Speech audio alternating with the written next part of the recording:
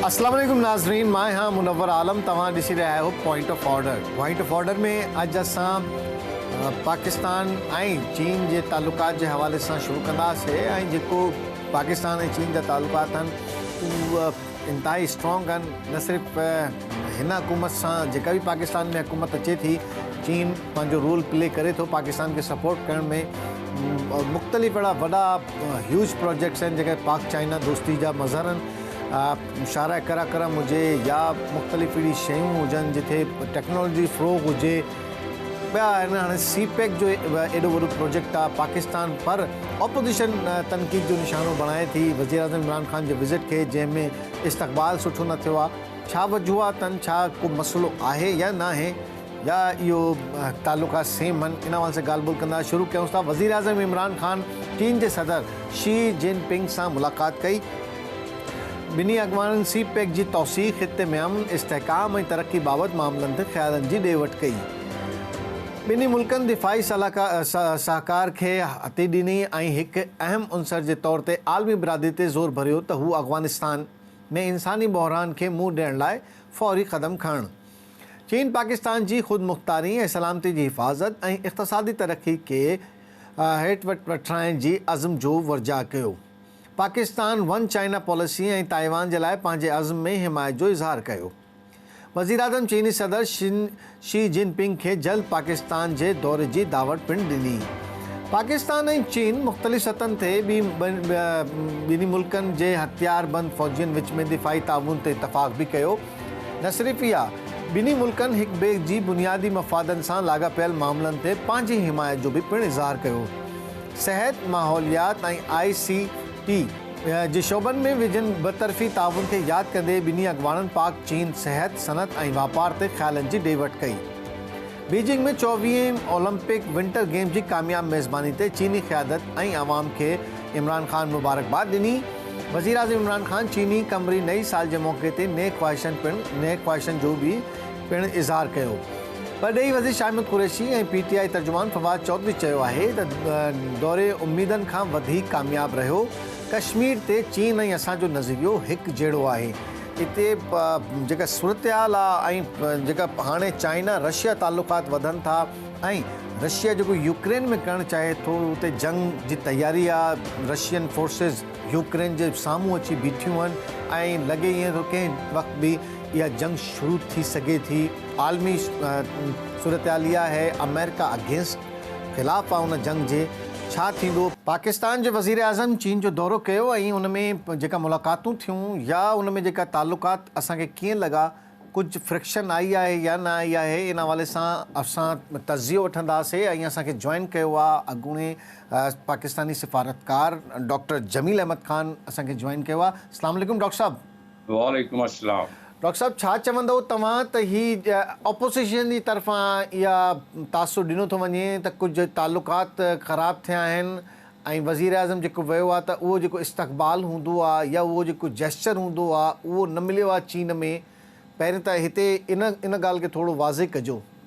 अॼु वॾे पैमाने ते जेके प्रोग्राम थींदा आहिनि, मिसाल तौर ते जंहिंमें 30 खण आया हुआ head of organisation and head of state in Olympics में, त उन सिलसिले में उहो हिकिड़े लेवल जो माण्हू करे छॾींदा आहिनि, मुक़ररु करे छॾींदा आहिनि फॉरेन मिनिस्ट्री मां, जेको सभिनीनि खे जंहिं तरीक़े सां रिसीव कयो वियो उन तरीक़े सां असांजे प्राइम मिनिस्टर खे बि कयो वियो आहे रिसीव। त उन में का एतिरी वॾी ॻाल्हि न आहे। ॾिसणो इहो पवंदो आहे त आउटकम उनजी छा आहे। ॾिसो, असांजे वज़ीर आज़म या उनजी टीम या रज़ाक दाऊद जेके बि पंहिंजी बयाना ॾींदा रहिया आहिनि, उन में CPEC त थोरो घणो उन ते फ़र्क़ु स्लो बि थियो कुझु अरसे लाइ।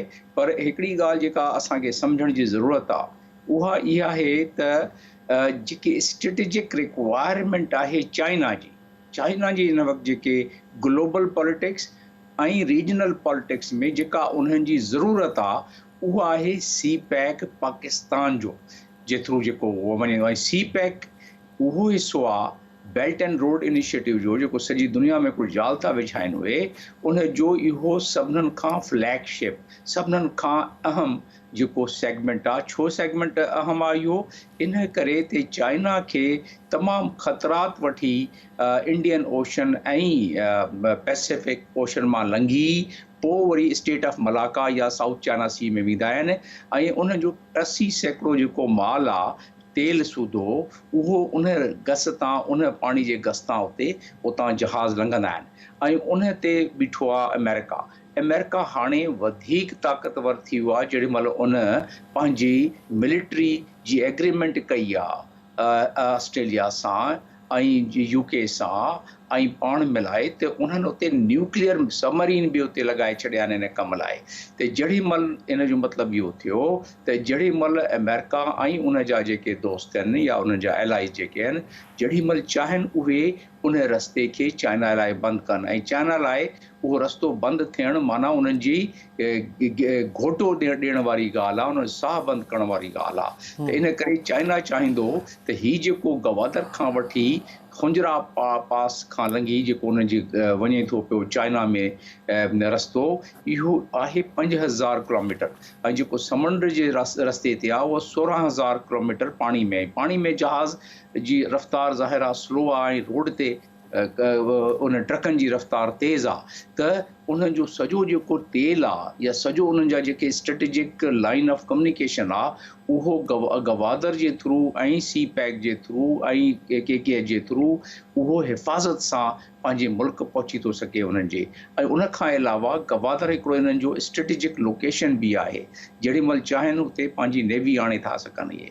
त इन जे करे पाकिस्तान में प्राइम मिनिस्टर इमरान ख़ान हुजे या XYZ ॿियो को हुजे उन सां थोरी घणी त नाराज़गी ज़ाहिर कंदा पर पंहिंजे प्रोजेक्ट खे बिल्कुलु बंदि न कंदा।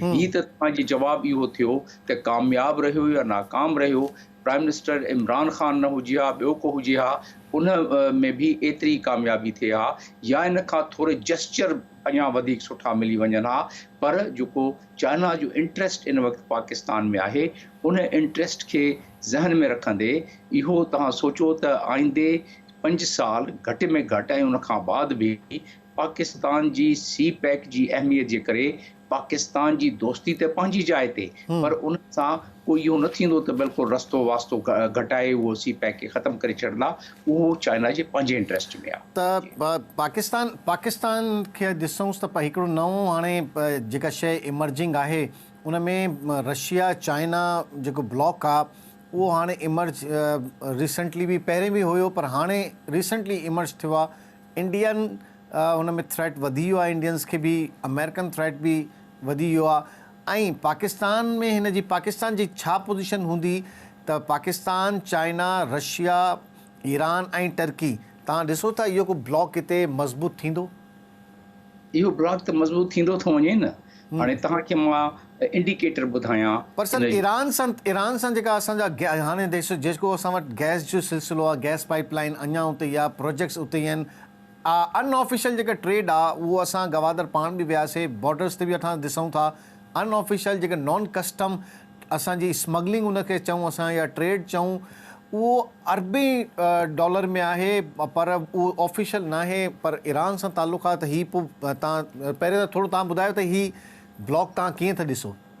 इहो ब्लॉक पंहिंजो पाण अहमियत अख़्तियार कंदो थो वञे। इन में शिंघाई कोऑपरेशन ऑर्गेनाइज़ेशन जा 2.5 मेंबर जंहिंमें सेंट्रल एशियन जा आहिनि कंट्री असां आहियूं जंहिंमें हाणे इंडिया बि शामिल थी वियो आहे रूस आहे चाइना आहे इहो ब्लॉक काफ़ी मज़बूत आहे। इंडिया खे त एंट्री ॾिनी वई आहे त थोरो उहो इंडिया खे हिकिड़ी कनेक्टिविटी खपे ऐं थोरो घणो उनखे ख़ुशि करण लाइ पर इंडिया जी अहमियत इन करे उन में घटि थी वेंदी आहे त जियो स्ट्रेटेजिक इंट्रस्ट जेको चाइना जो इन वक़्तु आहे हिन ख़िते में उहो जेसीं ताईं बरक़रार रहे ऐं इंडिया उन में रंडियाप न पैदा करे त उन वक़्तु ताईं त ठीकु आहे। जेॾी महिल इंडिया इन में रंडियाप पैदा कंदो त उन वक़्तु ऑटोमेटिकली सी पैक में इंडिया जी अहमियत बि घटिजी वेंदी। त बहरहाल इन वक़्तु मेंबर आहे पोइ ECO आहे इकनॉमिक कोऑपरेशन ऑर्गेनाइज़ेशन जंहिंजो अफ़गानिस्तान ऐं ईरान बि मेंबर आहिनि ऐं टर्की बि। त त उन लिहाज़ सां ॾिठो वञे त हिकिड़ो त इहो ब्लॉक इकनॉमिक ऐं सिक्योरिटी ब्लॉक हो। हाणे जेॾीमहिल यूक्रेन जो मसइलो थियो आहे ऐं जेॾीमहिल वन चाइना यानी ताइवान जो मसइलो थियो आहे, इन ॿिन्हिनि मामलनि में पुटिन ताइवान जे फेवर में बयानु ॾिनो आहे ऐं China J she ping Ukraine J favour में बयानु ॾिनो आहे, जंहिंमें साफ़ पहिरियां एतिरो खुली चाइना कॾहिं बयानु न ॾींदो हो, खुली चाइना बयानु ॾिनो आहे त यूक्रेन जेका आहे उन खे नेटो फोर्सिस में उन हरूभरू उन खे शामिलु न कयो वञे ऐं यूक्रेन ऐं जेके ॿिया इलाइक़ा आहिनि उतां नेटो पंहिंजा टपड़ वधे, यानी नेटो उतां विड्रॉ करे। त ही चाइना कॾहिं न चवंदो पहिरियां। इन दफ़े चाइना जेॾीमहिल ओलंपिक्स थी आहे, जेॾीमहिल जॉइंट कम्युनिके निकिती आहे रशिया ऐं चाइना जी, ॿिन्हिनि सरबराहनि जी मुलाक़ात थी आहे, उन खां बाद इहो तव्हांजे सवाल जो वन लाइनर जवाबु इहो आहे त हा इहो ब्लॉक ठहंदो थो वञे। अॼोको बयानु आहे प्राइम मिनिस्टर जो त असां जेको अमेरिका सां त दोस्ती रखी आहे, पर असां ऑटोमेटिकली जेके आहियूं चाइनीज़ सां आहियूं असां इन ब्लॉक में आहियूं, छो जो अमेरिका असांखे दोखियो ॾींदो रहियो आहे, चाइनीज़ असांखे कॾहिं इन्हनि दोखियो न ॾिनो आहे, इन करे असां इन ब्लॉक में आहियूं। ऐं उन खुली इहा ॻाल्हि कई आहे। इन ॻाल्हि में को नॉर्मली जेके सरबराह आहिनि, जेके नॉर्मली इहे आहिनि असांजा सरबराह, उहे कॾहिं एतिरो खुली ॻाल्हि न कंदा आहिनि। इन दफ़े एतिरो खुली इन्हनि ॻाल्हि कई आई आहे त जंहिंमें बिल्कुलु ज़ाहिर ज़हूर थी पई आहे ॻाल्हि त असां बि हाणे इन ब्लॉक जा पका हिसा थी विया आहियूं, असांजो प्राइम मिनिस्टर थो चवे। Excuse me. डॉक्टर साहब, त ही जेका असांजा तालुकात हाणे असां ॾिसूं था लास्ट 4 years में कुझु स्लो थी विया आहिनि ऐं प्रोजेक्ट्स असां ॾिसूं या इन्वेस्टमेंट चाइनीज़ डायरेक्ट इन्वेस्टमेंट ॾिसूं, उहो बि मुख़्तलिफ़ सेक्टर्स में न आहे। हिकिड़ो अहिड़ा सेक्टर्स आहिनि जेको उन्हनि जे मफ़ाद में आहिनि, पर असां जेका चाहियूं था त मुख़्तलिफ़ सेक्टर्स में चाइना इन्वेस्टमेंट ॾे। इन्वेस्टमेंट न आहे, तालुक़ ज़रूरु आहे, सीपेक ज़रूरु आहे, उन में पैसा अचनि था, पर उहो जेका प्रोसेस आहे उहो काफ़ी स्लो आहे। तव्हां इहो सम्झो था? प्रोसेस स्लो उन करे हो त जेॾीमहिल इंफ्रास्ट्रक्चर जो जेॾीमहिल प्रोजेक्ट को बि थींदो आहे, जीअं पार्ट 1 यानी first phase of CPEC हो, त उन में इंफ्रास्ट्रक्चर जे का फ़ाइदो साम्हूं एतिरो नज़र न ईंदो आहे। हाणे इंफ्रास्ट्रक्चर ठही वियो आहे, हाणे जेके नव ब्लॉक आहिनि इन ते ॻाल्हि ॿोल इन दफ़े थी आहे। डॉक्टर साहब, मुंहिंजो मतिलबु इहो त जेको टेक्नोलॉजी ट्रांसफ़र आहे ऐं मुख़्तलिफ़ सेक्टर असांजा अहिड़ा आहिनि जंहिंमें असां वीक आहियूं, उन में जेका सपोर्ट हुजणु खपे चाइना जी या टेक्नोलॉजी ट्रांसफॉर्मेशन जी, या असांजी जेका एक्सपोर्ट सेक्टर आहे उहो असांजो वीक आहे, उते जेको इन्वेस्टमेंट या उते इंडस्ट्रियल ग्रोथ जे हवाले सां इहा असां घटि था ॾिसूं। इंफ्रास्ट्रक्चर सी पैक ऐं पंहिंजो रूट त ठीकु आहे, सही आहे, ऐं उन में इन्वेस्टमेंट अचे थी, पर जेका असांजी ज़रूरत आहे उहा पूरी नथी थिए चाइना सां। असांजी कमज़ोरी आहे या हू ॾियणु नथा चाहिनि? ॾिसो, जेॾीमहिल को मार्केट माण्हू ठाहींदो आहे या दुकान वॾी ठाहींदो आहे या नंढी ठाहींदो आहे, त पहिरियां उन जा जेके बुनियादूं रखंदो आहे, दीवार ठाहींदो आहे, छित ठाहींदो आहे, माना इंफ्रास्ट्रक्चर ठाहींदो आहे, पोइ उन में सामान रखंदो आहे ऐं पोइ वापारु पंहिंजो कंदो आहे। सी पैक जो मामिलो, पहिरियां उन्हनि रोड रस्ता ठाहिया आहिनि, पहिरियां पंहिंजो कम्युनिकेशन सिस्टम माना 4G 5G जो सिस्टम उन्हनि कयो आहे, उन खां बाद 9 इकनॉमिक ज़ोन हाणे ठही विया आहिनि 9, ऐं इन दफ़े बि इहा ॻाल्हि थी आहे त इन इकनॉमिक ज़ोन में transfer of technology and relocation of industries from China to Pakistan, इन सिलसिले में काफ़ी अॻभराई थी आहे इन मामले में। ऐं जेको फेज़ 2 आहे उहो माण्हुनि खे नज़र ईंदो, उन में अहिड़ा आइटम ठहंदा जेके एक्सपोर्ट थी सघनि, ऐं असांजी एक्सपोर्ट इन वक़्तु 31 बिलियन आहे। जेॾीमहिल ही फेज़ 2 असांजो मुकमल थियो त असांखे पूरी उमेद आहे त इहो एक्सपोर्ट वधंदो,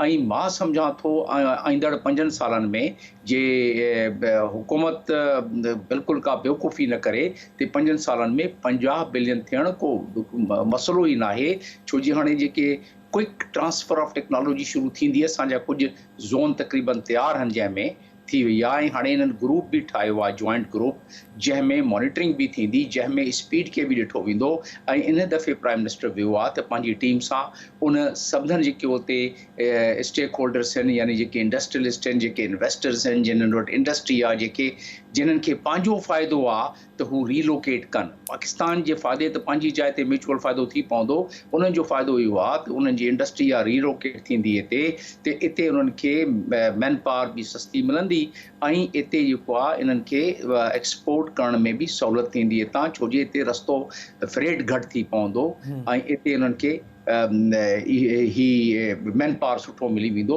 उते $9 to $10 पर आवर उते कनि था पिया हिते $9 में तक़रीबन तक़रीबन सॼो ॾींहुं मज़दूर जेको आहे उनखां वधीक 18 कलाक कमु कंदो त इन लिहाज़ सां उन्हनि खे लागत घटि ईंदी इनपुट ते ऐं उन में रीलोकेशन ऑफ इंडस्ट्रीज़ जो असल असांजी प्रॉब्लम जेका आहे उहा सिक्योरिटी जी आहे सिक्योरिटी प्रॉब्लम जे थोरी घणी इन्हनि कंट्रोल करे रखी त ही रीलोकेशन बि थींदी ऐं चाइनीज़ जे तरफ़ां इंडस्ट्रीज़ तां खे उन्हनि जी ज़रूरत आहे चाइनीज़ जी ज़रूरत आहे असांखे उहो थोरो केतिरो थोरो था कनि इहा तारीख़ ॿुधाईंदी पर उहो पंहिंजे फ़ाइदे में उन्हनि खे करिणो आहे इहो त इन करे एग्रीकल्चर साइड ते बि उहे अचनि था पिया त इन करे असांजे माण्हुनि खे पंहिंजी क़ाबिलियत पंहिंजी कैपेसिटी जंहिं जेको माण्हू जंहिं को रखणु आहे त पंहिंजे उन हिसाब सां पंहिंजी सर्टिफिकेशन करे को लोहर आहे त उन हिसाब सां सर्टिफिकेशन करे को मिस्त्री आहे उन लिहाज़ सां करे ऐं गवर्नमेंट जा जेके 400 वोकेशनल ट्रेनिंग इंस्टीट्यूट्स आहिनि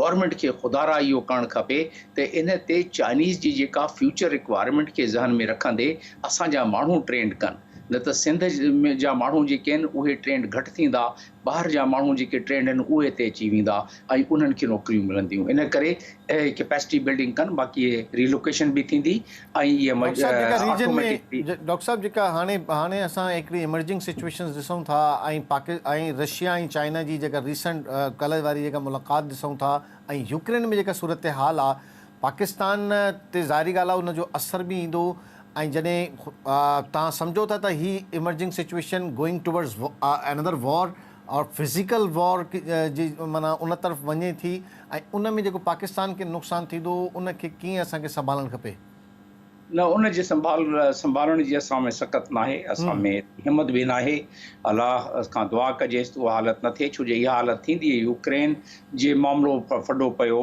ऐं ताइवान वारी साइड ते टेंशन वधी त ऑटोमेटिकली हिते मूवमेंट वधंदी जेके मिलिट्री मूवमेंट वधंदी ठकाठुकी शुरू थींदी माना कुझु न कुझु गर्मा गर्मी शुरू थींदी ऐं जेॾीमहिल ठकाठुकी शुरू थींदी आहे थोरे लेवल ते जंग शुरू थींदी आहे त उन जी का इंतिहा को माण्हू जेको आहे उहो प्रिडिक्ट नथो करे सघे जंग शुरू थी वेंदी आहे जंग ख़तमु करणु तमामु ॾुखियो थी पवंदो आहे पर इन जो मतिलबु इहो न आहे त को थर्ड वर्ल्ड वार शुरू थी पवंदी थर्ड वर्ल्ड वार इहे ॿई धुरूं जेके आहिनि जेके कोल्ड वार हाणे सेकेंड कोल्ड वार शुरू थी वई आहे इन्हनि खे ख़बर आहे त थर्ड वर्ल्ड वार में हशर सॼी दुनिया छा थींदो जेको कंदो या जेको न कंदो सभु हिन में पिटिजी वेंदा असांजी जेका इकोनॉमी जी जेका सूरत हाल आहे उन में त असां कंहिं बि क़िस्म जी रीजन में जंग अफोर्ड ई नथा करे सघूं ऐं जंहिं ब्लॉक में असां आहियूं उन्हनि सां असांजी एक्सपोर्ट इंतिहाई घटि आहे असांजो पासो ॿियो आहे त असांजे लाइ घणा मसइला न थी वेंदा असां जंहिं पोर्शन में हाणे हिन टाइम आहियूं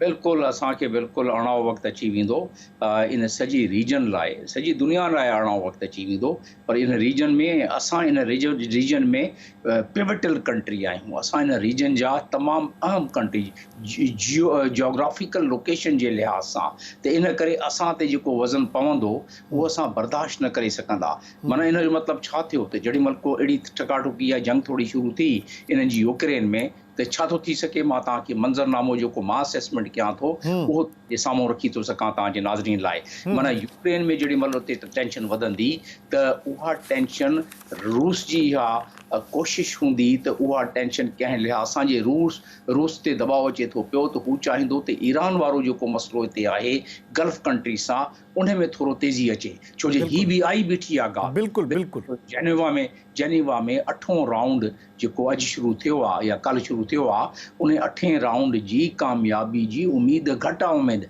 ऐं जीअं उहो नाकाम थींदी त मुंहिंजे तजिए मुताबिक़ इज़राइल खे शुरू खां वठी इन मामले में तमामु वॾी तकलीफ़ में इज़राइल आहे त कंहिं लिहाज़ सां इन खे न्यूट्रलाइज़ कजे। जेकी इनरिचमेंट जो उते सिस्टम आहे ईरान में, यानी न्यूक्लियर जेको उन्हनि जूं फैसिलिटीज़ आहिनि उन्हनि खे न्यूट्रलाइज़ माना उन्हनि खे तबाह करे।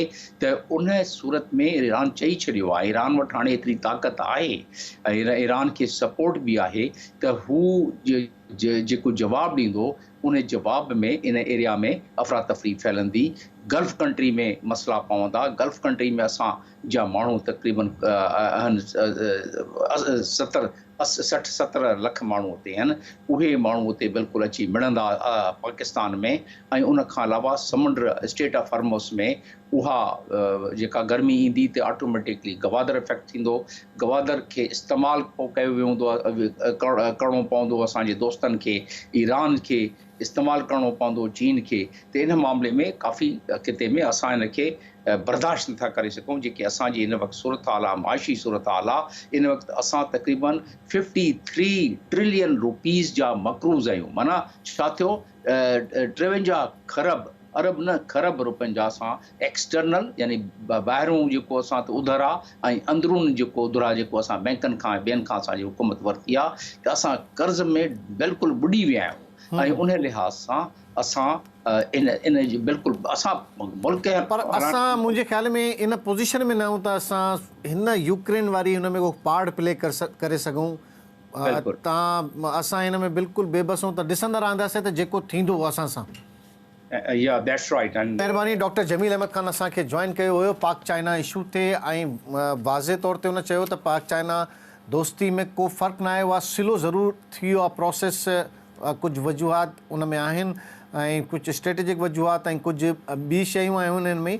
न सिर्फ़ु इहा बल्कि अगरि यूक्रेन वारी जंग थी ऐं चाइना ऐं रशिया उन में इन्वॉल्व थिया त ईरान पाकिस्तान उन में मुतासिर थींदा ऐं इहा जंग जेका आहे उहा अरब खिते ताईं बि वञी सघे थी, जेको पाकिस्तान जे लाइ ख़तरनाक सूरत हाल आहे। हिते वठूं था हिकिड़ो शॉर्ट ब्रेक खां पोइ असां ॿुधाईंदासीं त कराची में को माण्हू महफ़ूज़ कोन्हे। स्ट्रीट क्राइम जो जिन बेक़ाबू आहे, हज़ारे माण्हू हर माह हिते मुख़्तलिफ़ क़ीमती अशया सां महरूम थींदा आहिनि। After a short break stay tune to point.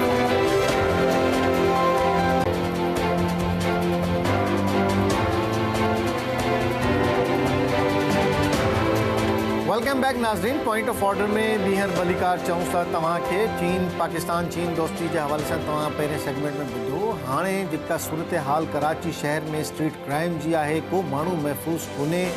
पहिरें हिते टारगेट किलिंग हूंदी हुई, दहशतगर्दी हुई, पर अमन जी इहा सूरत हाल बहितर थी आहे। पर हाणे स्ट्रीट क्राइम हिते कराची जे शहरियुनि जे लाइ अज़ाब थी वियो आहे। स्ट्रीट क्राइम आहे, मोटरसाइकिल स्नैचिंग आहे, घणी वारदातूं आहिनि, ख़ैर डेकॉइटीज़ आहिनि। बैंक खां तव्हां पैसा कढी ॿाहिरि निकिरो तव्हांखे फुरी था वञनि।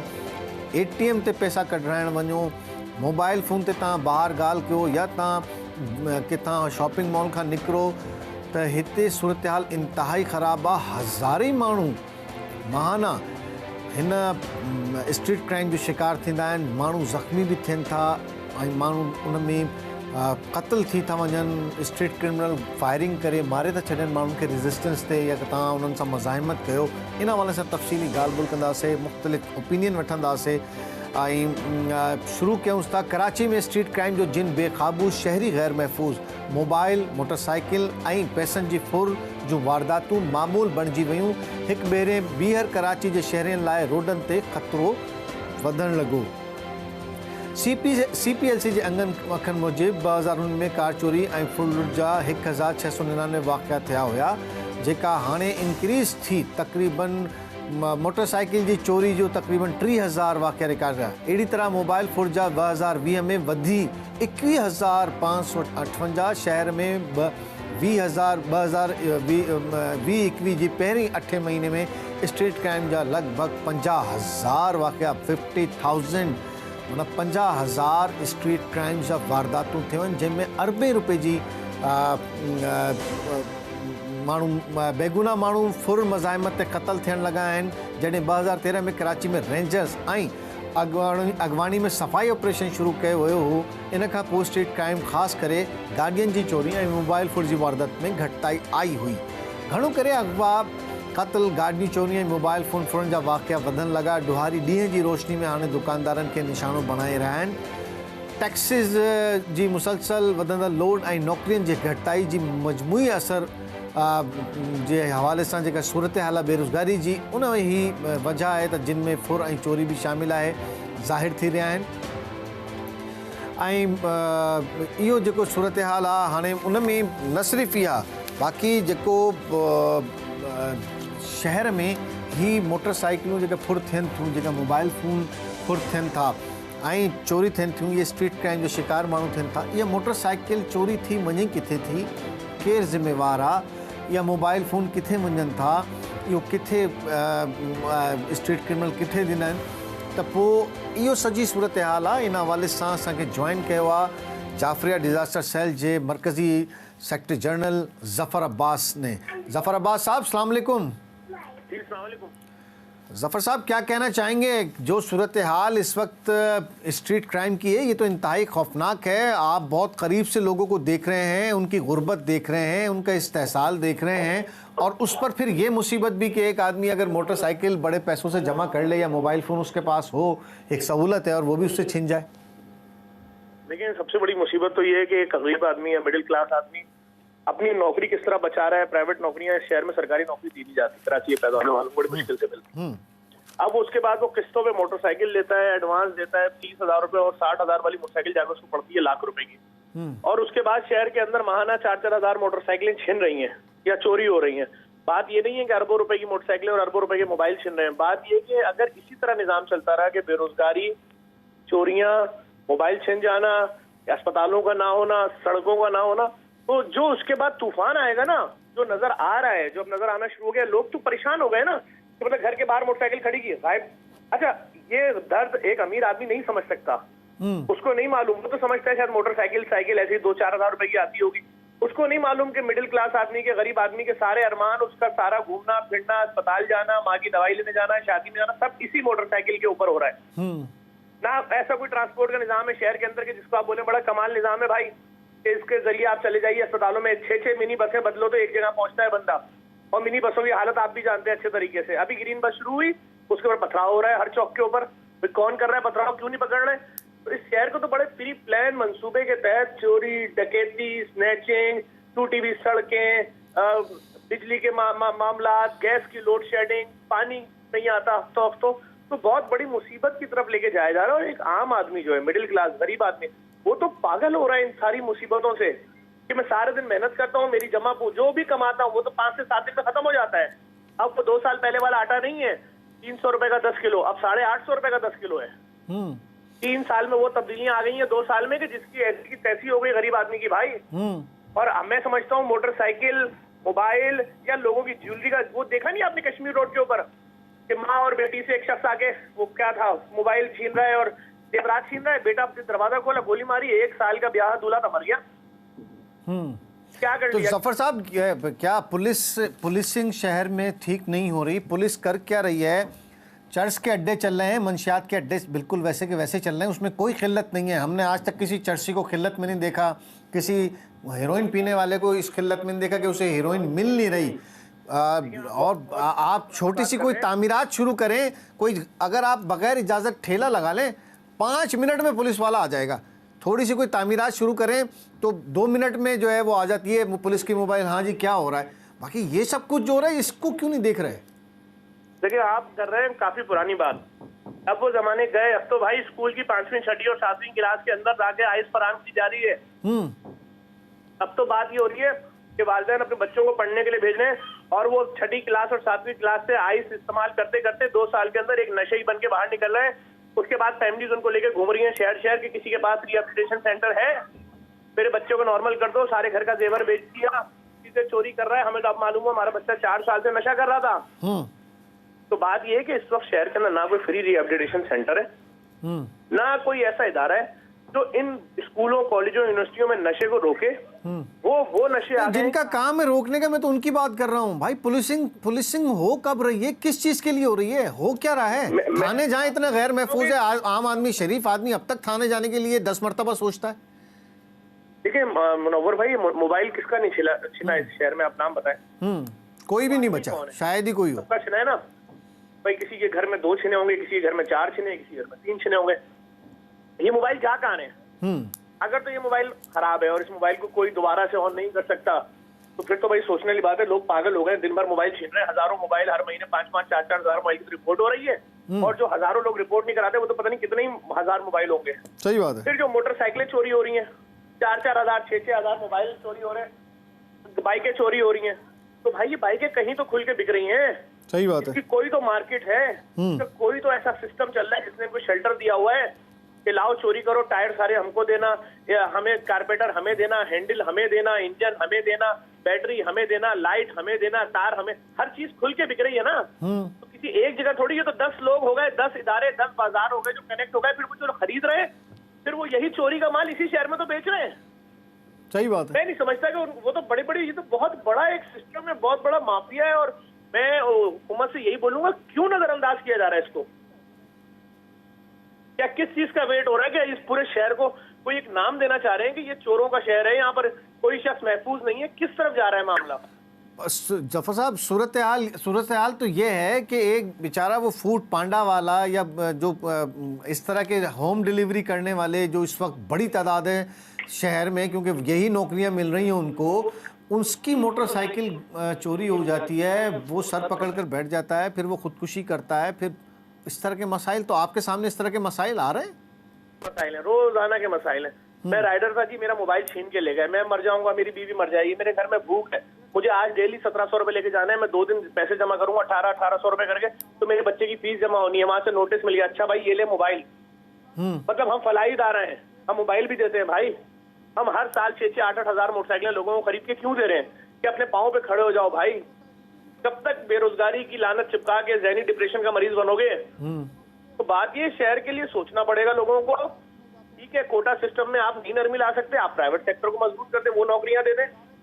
अभी हम ठेले बांट रहे हैं, अभी मैंने लांडी में ठेले बांटे हैं, मैं कोरंगी में ठेले बांट रहा हूँ, मैं फेडरल एरिया में ठेले बांट रहा हूँ कि ये लो यार 800 रुपए तो कमा लोगे सब्जी बेच के।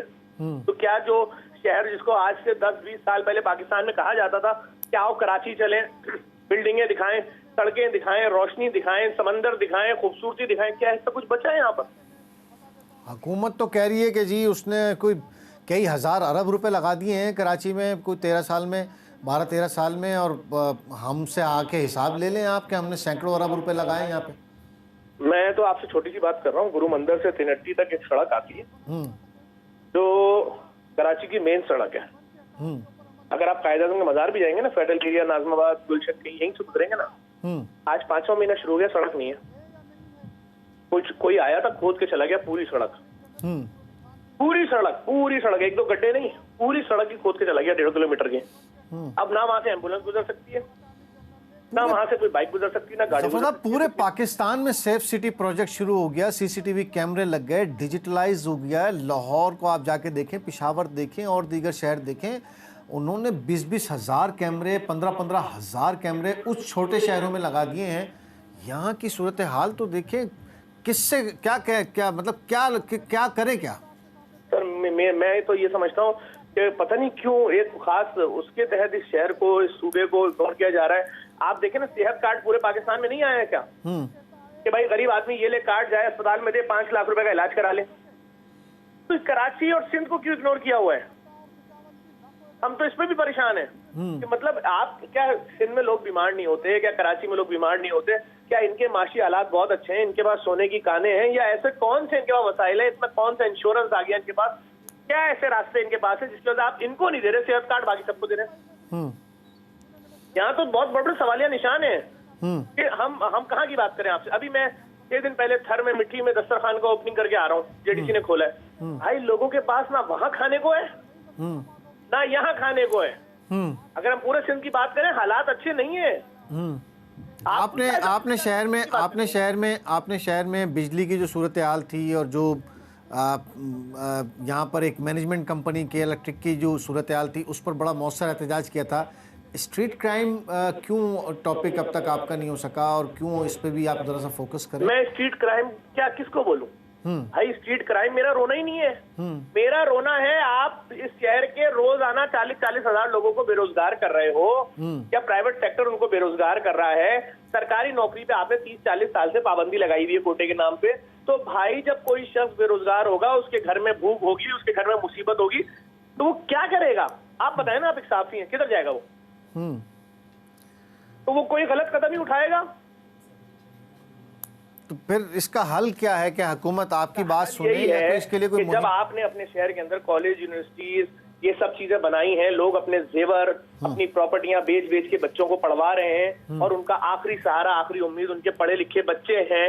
किसी के 3 बेटे हैं, किसी के 4 बेटे हैं, और उसके बाद आप उनको बोले आपके लिए नौकरी नहीं है, आप एक मोटरसाइकिल खरीदें और निहारी और चना और चाट लोगों के घरों पे सप्लाई करें, फूड राइडर बन जाएं, तो इसके बाद क्या रिजल्ट आएगा? बगावत मिलेगी नहीं मिलेगी आपको? बिल्कुल होगी, इस तरह तो होगा। फिर यही तो झेल रहे हैं। और उसके बाद कोई उस शख्स की मोटरसाइकिल छीन के ले जाए, तो वो मास्टर्स लड़का जिसको आपने पहले ही नौकरी नहीं दी, किसी प्राइवेट इदारे ने भी नौकरी नहीं दी, उसके बाद वो फूड, निहारी और ये सब चीजें सप्लाई कर रहा हो, और उसकी कोई बाइक छीन के ले जाए और मोबाइल छीन के थप्पड़ भी मार के जाए, तो वो क्या करेगा? बात तो सीधी सी है। हमें इस पे गौर करना चाहिए, हुकूमत को इस पे गौर करना चाहिए कि सेटिंग के पीछे वजह क्या है। सही बात है, इंतहाई अफसोसनाक सिचुएशन है, सूरत हाल है। बहुत शुक्रिया Zafar Abbas sahab, thank you very much. Zafar Abbas असां सां मौजूदु हुयो ऐं वाज़े तौर ते उन स्ट्रीट क्राइम जी जेका सूरत हाल शहर में आहे उन तरफ़ असांजी निशानदेही बि कई, ॿुधायो त कीअं सूरत हाल आहे, गुरबत कीअं आहे, उन खां पोइ जेका इहा सूरत हाल थींदी आहे छा थींदो आहे। ज़ाहिरी ॻाल्हि आहे, उन रिएक्शन में हाणे चोरियूं थियनि थियूं, माण्हू क्राइम जी तरफ़ अचनि था, रोज़गार कोन्हे, इहा हिकिड़ी वजह आहे। कोशिशि कयूं था त असां पुलिस जो मौक़े बि वठूं या हिते जेको CPLC जो इदारो आहे उनजो मौक़े बि वठूं। स्ट्रीट क्राइम कंट्रोल करण जे लाइ छा मैकेनिज़म हुजणु खपे ऐं छो इहो मैकेनिज़म एडॉप्ट नथो कयो वञे, इन हवाले सां ॻाल्हि ॿोल कंदासीं। CPLC जो अॻूणो चीफ असां सां मौजूदु आहे, शरफुद्दीन मेमन साहब असांखे जॉइन कयो आहे।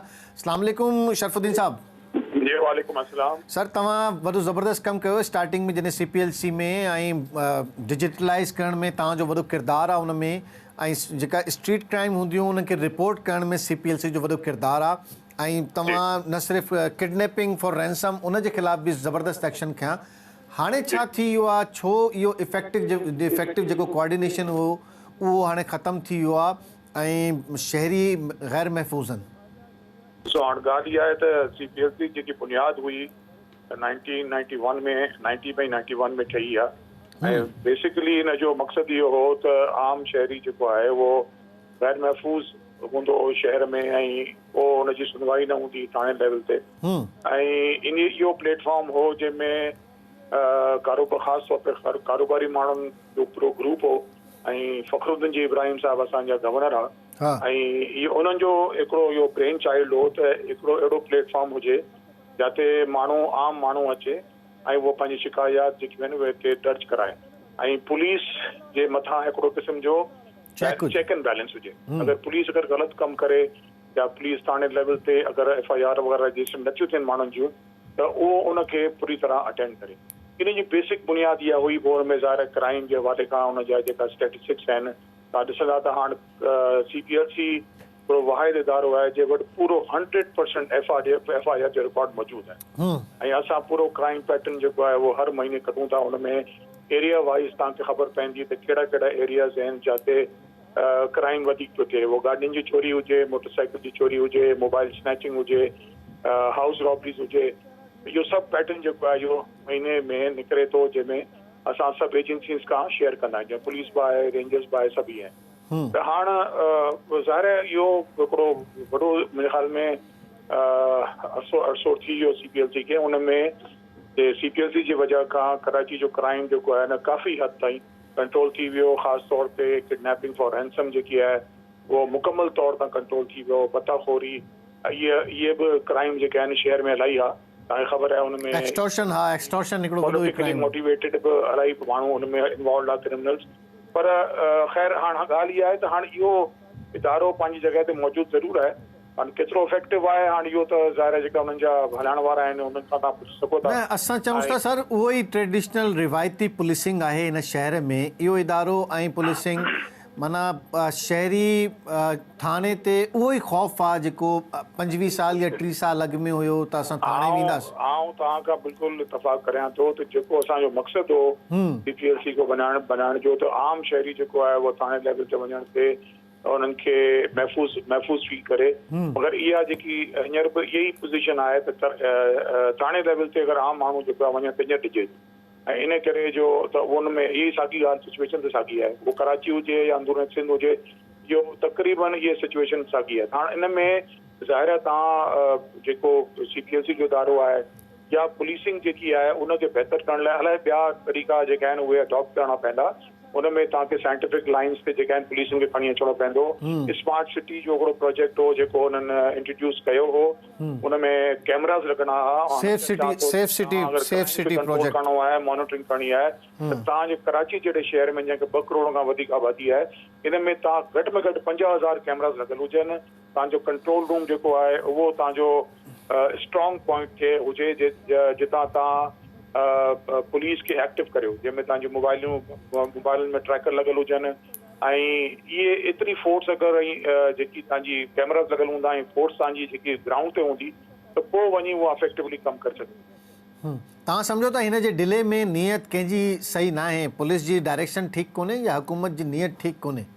ॾिसो हाणे इहे नियत जा त हाणे अलाए ख़बर सर डिले आहे न। तव्हां सेफ सिटी प्रोजेक्ट जी ॻाल्हि कई, सेफ सिटी प्रोजेक्ट 2010 में इनिशिएट कयो हुयो। जी जी जी बिल्कुलु, हक़ीक़त इहा आहे त असां वटि मसइलो इहो आहे त जेका बि इहे प्रोजेक्ट्स अचनि था उनमें करप्शन जो एलिमेंट जेको आहे उहो मौजूदु हुजे, उनमें भले कहिड़ो बि डिपार्टमेंट हुजे, कंहिंखे आउं पिन पॉइंट नथो करियां, पर ॻाल्हि त इहा हक़ीक़त आहे त असांजा प्रोजेक्ट जेके आहिनि उहे ज़रूरु फीज़िबल आहिनि, लॻनि था ऐं स्मार्ट सिटी त हाणे इहा त रिक्वायरमेंट आहे हर शहर जी, हिन मुल्क जे वॾे शहर जी रिक्वायरमेंट आहे त तव्हांजा कैमरा नेटवर्किंग लॻल हुजनि। क्राइम खे कंट्रोल करण जो प्रिवेंशन पहिरीं प्रिवेंट करियो, पोइ तव्हांजी इन्वेस्टिगेशन डिपार्टमेंट हुनखे स्ट्रॉन्ग करणो आहे, तव्हांजा फोरेंसिक लैब्स जेके आहिनि उहे तव्हांजा स्ट्रॉन्ग हुजनि त पोइ इन्वेस्टिगेशन जेकी आहे उहा तव्हांजी प्रॉपर तरीक़ा थी सघे। सर पहिरें तव्हांखे ख़बर हुई, तव्हांजे दौर में बि मोबाइल स्नैच थींदो हो या चोरी थींदो हो त हुनखे ट्रेस करे किथां न किथां मिली वेंदो हो या हू किथे कंहिं दुकान ते खुलंदो हो त उहा ख़बर पइजी वेंदी हुई। हाणे त शहर में हाल इहो आहे त हज़ारे मोबाइल मंथली स्नैच थियनि था, चोरी थियनि था। 4000 खां वधीक मोटरसाइकिल मंथली स्नैच ऐं थेफ्ट थियनि थियूं, पर न उनजी इहा ख़बर पए थी हू वञनि किथे थियूं, न मोबाइल फ़ोननि जी ख़बर पए थी त किथे उन्हनि खे सेल कयो थो वञे। को मैकेनिज़म ब्रेक थी वियो आहे, छा थियो आहे?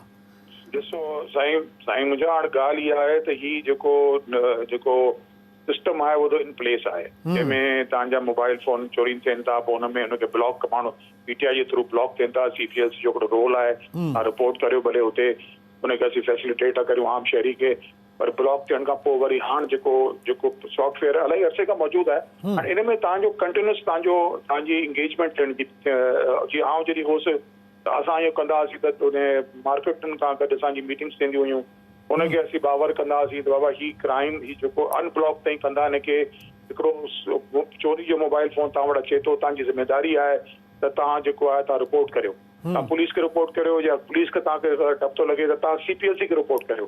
असां वटि इहे इलाही रिपोर्टूं ईंदियूं हुयूं, हुन ते इहे क्रिमिनल असीं चलंदा हुआसीं ऐं रिकवर थियंदा हिन में मोबाइल। हाणे पोज़ीशन जी ऐं ॿियो वरी जेकी मार्केट्स आहिनि जेकियूं रजिस्टर्ड कोन्हनि, जेकियूं फुटपाथनि ते ऐं अहिड़े इलाइक़नि में आहिनि जंहिंजो को रेगुलराइज़ेशन कुझु कोन्हे, ख़बर ई कोन्हे त घणियूं मार्केट्स आहिनि, त इहे मोबाइल चोरी या मोबाइल फ़ोन पोइ हाणे ज़ाहिर शिफ्ट थिया, रेगुलर मार्केट खां शिफ्ट थी वरी इरेगुलर मार्केट्स में विया हलिया, तव्हांजे फुटपाथनि ते। हाणे इहा सिचुएशन हींअर बि मौजूदु आहे त हाणे ताईं जॾहिं ऐं पोइ वरी इहे स्मगल थियनि था ॿाहिरि, अफ़गानिस्तान विया हलिया, ईरान विया हलिया, हिते विया हलिया, हुते अनब्लॉक थिया, हुते इस्तेमालु पिया थियनि।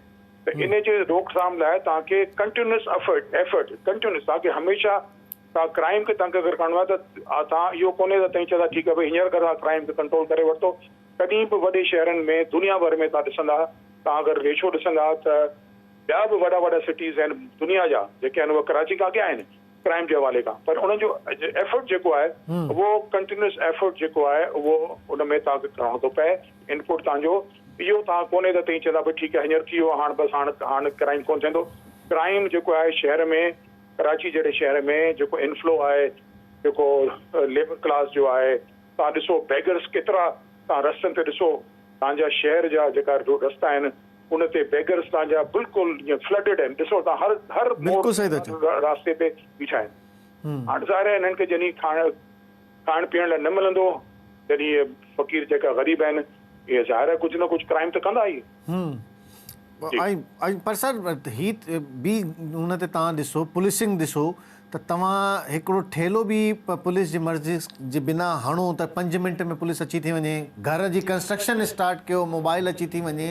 पर ही जेका सूरत हाल आहे हिनखे पुलिसिंग छो इहो सिस्टम अञा ताईं थाणे में जेका CCTV कैमरा लॻणा हुआ उहा उते प्रोजेक्ट फ्लॉप थी वियो, जेको मॉडल पुलिस स्टेशन ठाहिणा हुआ उहो फ्लॉप थी वियो। एडवाइज़र हो हिननि जो, ऐं जॾहिं हिननि जो कंसल्टेंट होसि त इहा बि तजवीज़ मूं ॾिनी हुई त तव्हां रोडनि खे मॉनिटर पंहिंजी जॻह ते करियो, पर तव्हां गॾोगॾु तव्हां थाणे खे मॉनिटर करियो। थाणे ते हर थाणे ते तव्हांजा कैमरास लॻल हुजनि ऐं उनजी मॉनिटरिंग जेकी आहे भले IG ऑफिस में DIG ऑफिस में थिए, तव्हांखे ख़बर पए त थाणनि में थिए छा पियो। तव्हांजो क्राइम जेको आहे, जेको थाणो कल्चर आहे, जेको मेन इशू जेको थाणो कल्चर आहे, जेको आम शहरी जेको आहे उहो ख़तमु थिए। हाणे उहो कोन थियो। हाणे इहो ज़ाहिर आहे इहो तव्हां जेसि ताईं इन शयुनि खे ट्रांसपेरेंट वे में न कंदा त नो डाउट असां इहो ॾिठो आहे त सिंध पुलिस में there are very good officers जेके तैनात कयो आहे, जेका सुठो परफॉर्म कनि पिया, पर हेठि लेवल ते अञा बि करप्शन आहे, अञा बि उहो ई सिचुएशन आहे। त उनखे जेसि ताईं प्रॉपर तरीक़े सां उनजे मथां चेक एंड बैलेंस न कंदा, कम्युनिटी पुलिसिंग जेको बुनियादी तौर ते वॾे शहर में कम्युनिटी पुलिसिंग जो अप्रोच जेका आहे न उहो इंट्रोड्यूस कयो वञे। बिल्कुलु त तव्हां कम्युनिटी पुलिसिंग न ईंदी त उन में पोइ तव्हां ज़ाहिर आहे उन शहरनि खे तव्हां न शिनाख्त न करे सघंदा ऐं न को उन पुलिस जे मथां प्रेशर हूंदो। Thank you very much Sharafuddin Memon sahab, वॾी महिरबानी तव्हांजी। असांखे वाज़े कयो आहे अॻूणे CPLC चीफ त नियत बि ठीकु कोन्हे, निज़ाम ठीकु कोन्हे, शहर जी सूरत हाल ठीकु कोन्हे, थाणे जी सूरत हाल ठीकु कोन्हे, जेका आवाम ऐं पुलिस जो राब्तो आहे उहो ई आहे, ख़ौफ़ जो उनसर हुन में मौजूदु आहे, ख़ौफ़ ख़तमु न थियो आहे, आवाम पुलिस खे मुहाफ़िज़ न सम्झंदा आहिनि, उन्हनि सां ड्रिजंदा आहिनि। हिते इहो प्रोग्राम पुरजानी ते पहुतो। ईंदड़ हफ़्ते नवां टॉपिक, नवां अवामी मसइलनि सां पॉइंट ऑफ ऑर्डर खे पेश कंदासीं। पंहिंजो फीडबैक तव्हां ॾींदा रहियो असांजी YouTube ते, KTN जी वेबसाइट ते, ऐं असांखे सवाल मोकिलियो, पंहिंजा मसइला मोकिलियो, असां उन ते प्रोग्राम कंदासीं। ख़ुदा हाफ़िज़।